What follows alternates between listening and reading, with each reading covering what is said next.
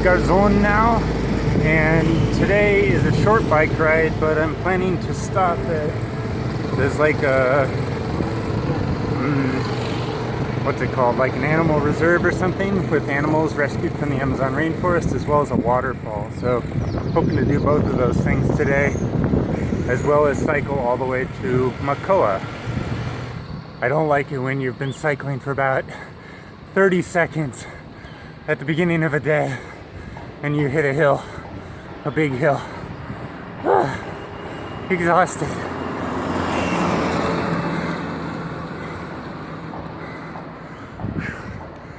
Oh gosh.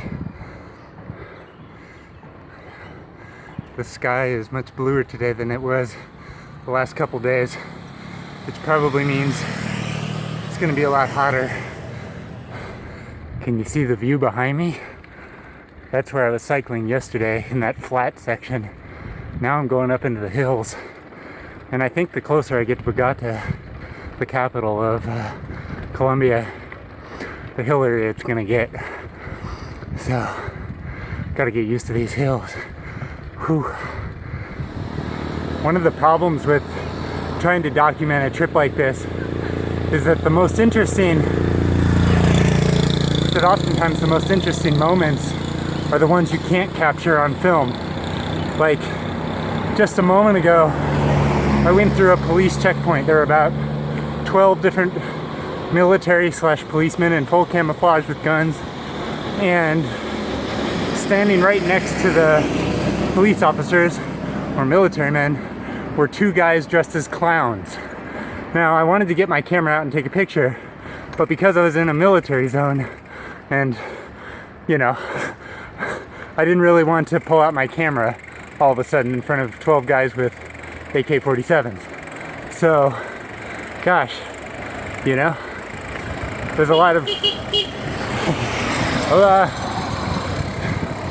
of opportunities are missed because of that, you know. And like when I go into a restaurant and have a conversation with someone, I can't just point my camera in their face. They don't know who I am or what I'm doing, you know. So it's unfortunate, like the best moments of a bike tour are not captured here in my videos.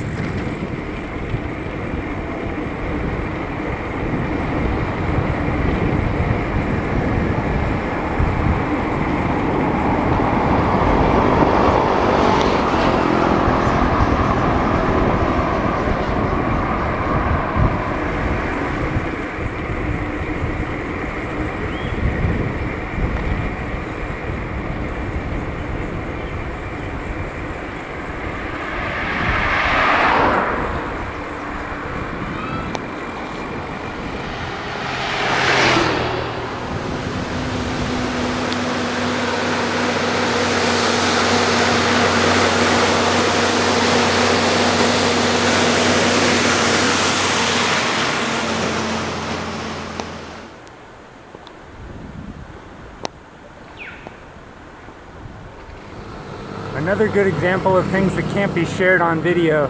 I just passed a bus that was stopped on the side of the road, and one of the passengers had requested the bus to stop so that he could get out and take a shit. And he was just right there on the side of the road with his pants down, going poo. Oh man. Again, something I'd maybe like to film just to show you, but I'm not gonna do that, sorry. So here's the park that I'm going to go to. Centro Experimental Amazonico. That's where I'm going.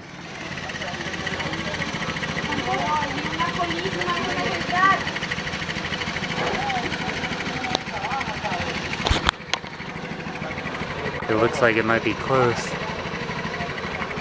No? Well, that sucks. That place was closed, and that was like the big thing that I was planning to do today, was go to that park, spend all day there, and then cycle into town. So, shoot, that sucks. I don't know why it was closed. My Spanish isn't good enough to figure that out, but the gate was locked and the guard was telling people to go away. So,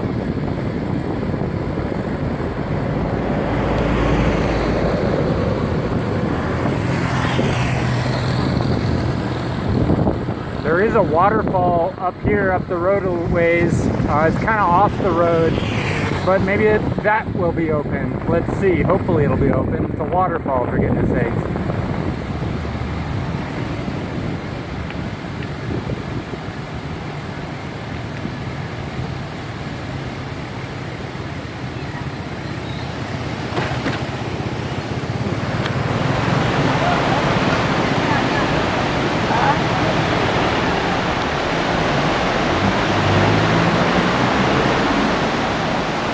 So there's just like a river running through here where you can swim. A bunch of people swimming down here, which sounds nice at the moment. I'm so sweaty.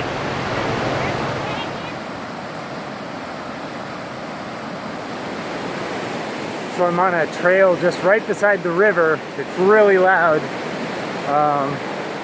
I left my bike back there, so I'm not going to go very far. It's unlocked and just sitting there with like 100 people around it. But yeah. So I'm just checking it out here in the rainforest. Look at this. That is awesome.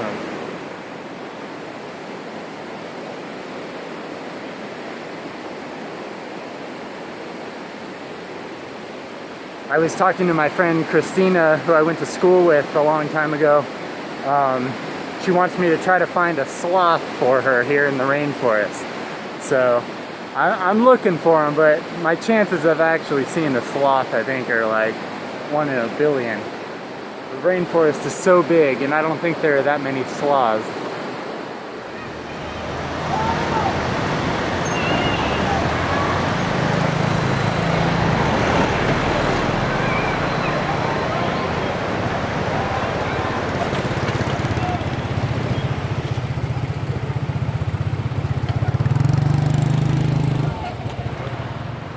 So here's the sign for the waterfall. Looks like there's going to be about 1 million people here.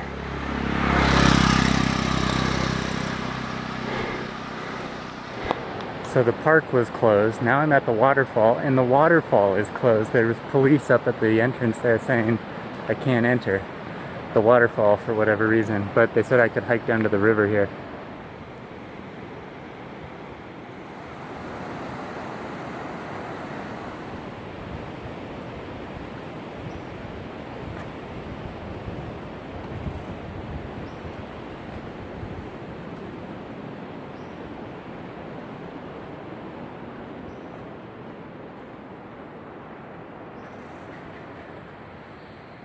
So the police up at the top said I can't go over here with my bicycle, and that it's an 1.5 hour walk just to the waterfall. So I'm not going to be able to do that today either, because I have nowhere to put my bike is the problem.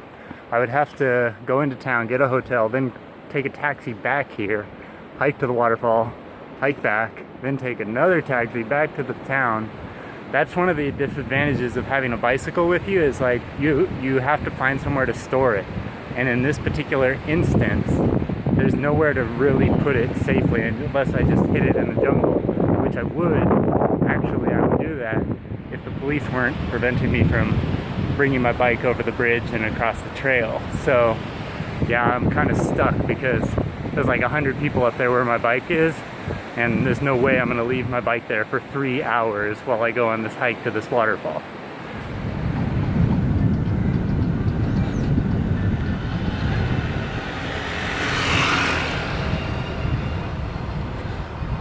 These buildings behind me remind me a lot of the townships in South Africa.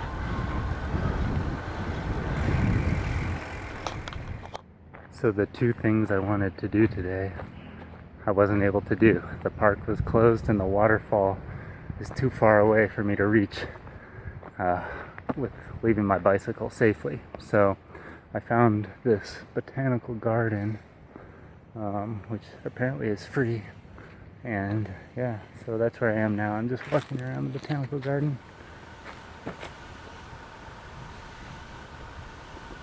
One of the questions I get asked most often is, what do you do with your bicycle when you want to go off and do something else, like go into watch a movie, or walk around a street fair, or go into a museum, or hike to a waterfall?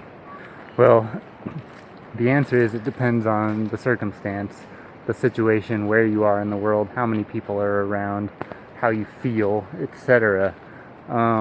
Usually my answer to that question is you find a place to put your bicycle where you feel it's safe, and then you go off and do the thing that you want to do. So like at that waterfall, for example, that is an hour and a half away, there were some businesses at the start of the trail, some restaurants, a little hotel, and if I really wanted to go to that waterfall, I could go into the restaurant or the hotel and say, look, I want to hike to the waterfall. Can I leave my bicycle here for 3 hours and I'll come back for it later? So that was an option, and I considered it actually, but I just wasn't like super pumped about hiking for 3 hours and then getting into town super late and all that kind of thing. So that's why I didn't do it. But in this particular instance, for example, I felt safe leaving my bike up there at the entrance where all the cars and motorcycles were parked. There's a security guard there. I locked my bike, not all the bags, but the bike itself, to the, I don't know, sign that was there or whatever. And yeah, I just feel safe around here. Like I'm not super worried about it. So yeah, so it just depends on the situation, you know. But there have been times during my travels, the most obvious of which comes to mind is when I was in Dubrovnik, Croatia, which is a cool walled city right on the ocean there. And I was alone, and I really had only scheduled like half a day to see Dubrovnik. I wasn't staying there overnight or anything. And I couldn't find anywhere safe to leave my bicycle. And so I like had to run through the city of Dubrovnik in a panic, basically, check it out really quick and then get out of there because I was so worried about my bicycle. And it just ruined my whole experience of Dubrovnik, Croatia. What I should have done is schedule at least one day in Dubrovnik and, got in a hotel, then brought my bike inside the hotel and walked around the city casually. I would have enjoyed it far more had I done that. It's just that I scheduled my whole trip wrong. So those are a couple examples of how, when, and why you might want to lock your bike up or secure your bike or not leave your bike at all, depending on the situation. So how do you leave your bike when you want to go off and explore? It depends on the circumstance, the situation, where you are in the world, who's around, etc.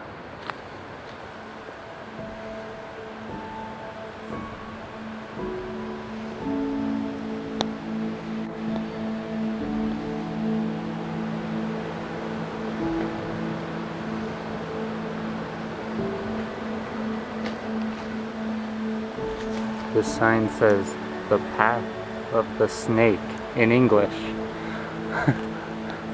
Going back there, I guess, or down here. Maybe this is it, down this way to the river.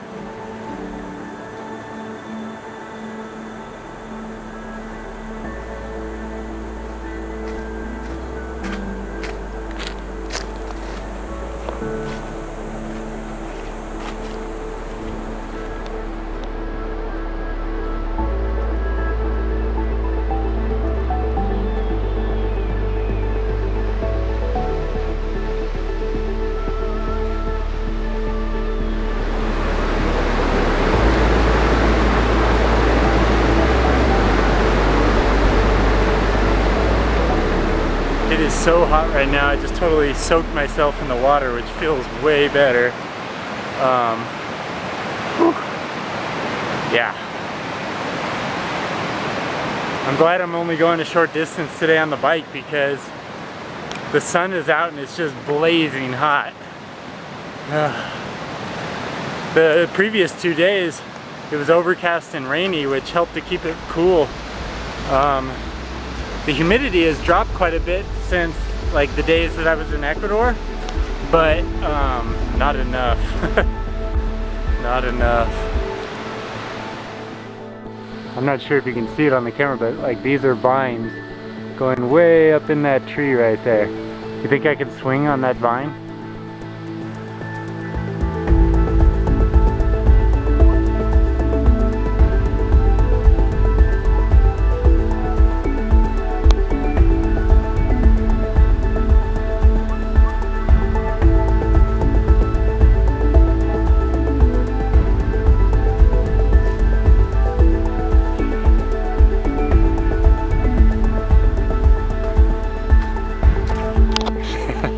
That was fun.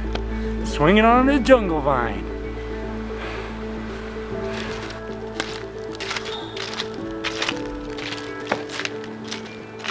Look here on the ground, there are two little, this is one of them and there's another one right here. But they look like sea anemones or something like that, but I believe they're actually seed pods from the trees up above. But I've seen quite a few of these in the Amazon here. They're really interesting looking. Look at that.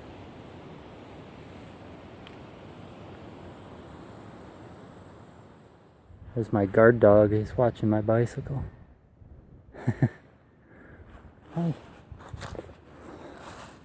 Hi. So it's just after 2 p.m. right now, and I'm leaving the botanical gardens.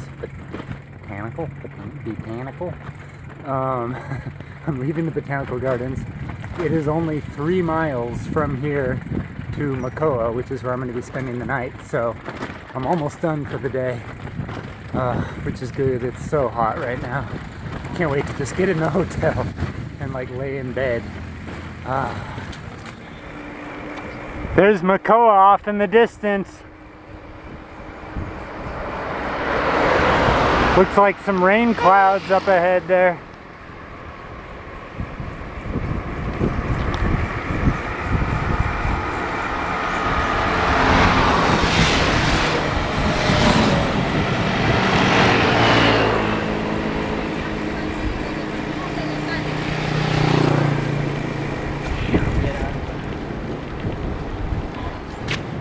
So I'm in Makoa now.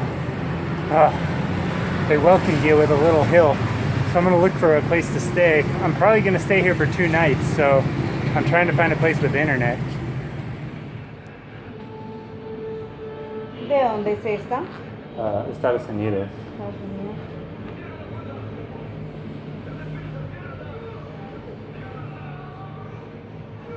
¿A qué te dedicas? ¿A qué te dedicas? ¿Turista? Turista.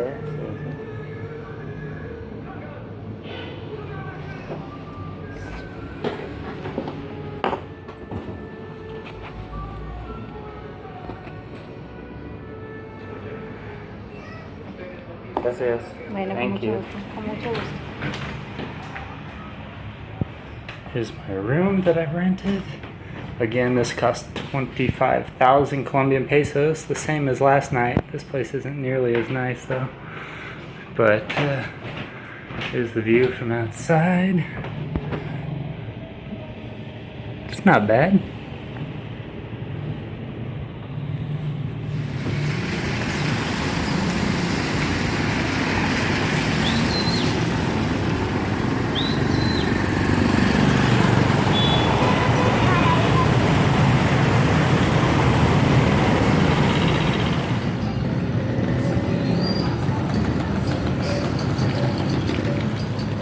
So I used the website happycow.com, and here in town there are 2 vegetarian restaurants, one of which is closed. It's only open for lunch, but this place is open pretty much all day long, I think. And so I've ordered like the daily menu, which comes with like soup, rice, lentils, and juice, I think. So yeah, should be pretty good. So here's my meal. I got soup. This is mango juice, fresh mango juice, and this is the meal. And this is salad, rice. I'm not sure what this is, to be honest. I think it's mango or something, or some kind of fruit that's been cooked, like maybe plantains. And then this, I don't know what this is. It looks like meat, but it's actually a piece of bread made to look like meat, I think. It's not actually meat, it's bread. It's disgusting. I'm not gonna eat that.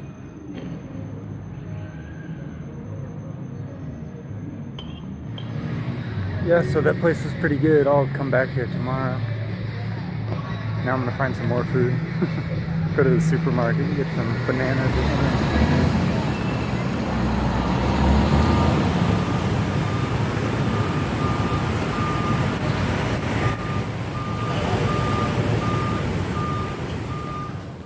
Thank you so much for watching. If you like this video, please like, share, and subscribe.